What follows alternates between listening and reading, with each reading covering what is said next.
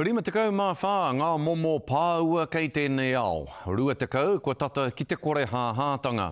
Nā ko nāno I hui ai te ruarau tāngata o te ao whānui e ngā kau nui ana e mātanga ana ki te pāua I te wiki nei, arā ki te kuru tetenga pāua o te ao. Hei tā te rangahau a te Ōkiwa McLean, ko kitea e ngā mātanga moana kai pūtaiao me ngā kai rangahau, ko te mātauranga Māori te huarahi hei whai, e ora ai te pāua. Te Māori o te pāua, nā wai I he kātahi ka he ke atu. Tata ki te iwa te kau pai heneti o te nuinga o ngā pāua puta I te ao, e noho mate haere ana.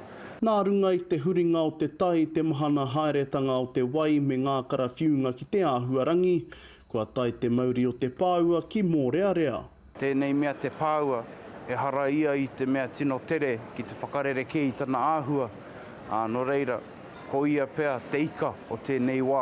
Ko ia pū te kaupapa nui tai ore I tōpū mai ai te hiarau tāngata no ngā tōpito katoa o te ao, ki te wānanga oro nui o Tāmaki, I tēnei wiki. Ki te wānanga I ngā rarunga me ngā ritenga o te pāua ki tēnā moka huri noa, me kore noa e puta, he rongoa. There's almost a perfect storm, lots of old pressures like people simply taking too many. Now with climate change coming on top, it feels like a perfect storm for these guys.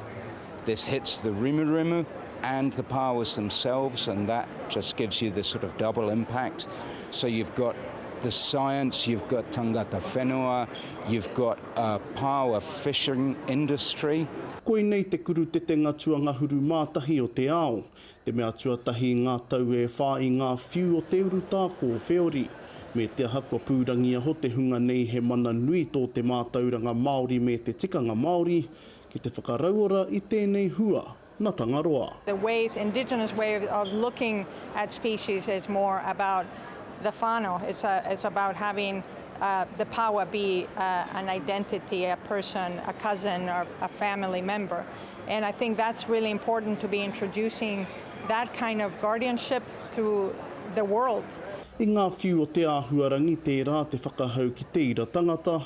Me matāra koe ki o mahi, ki te mahi o ringa me o waiwai. If people can actually manage the resource more sustainably, rather than taking everything that you can because you've got that quota, well, what's your responsibility to look after what's left, and how can you actually ensure that there's a sustainability for the next generations of pāua and humans?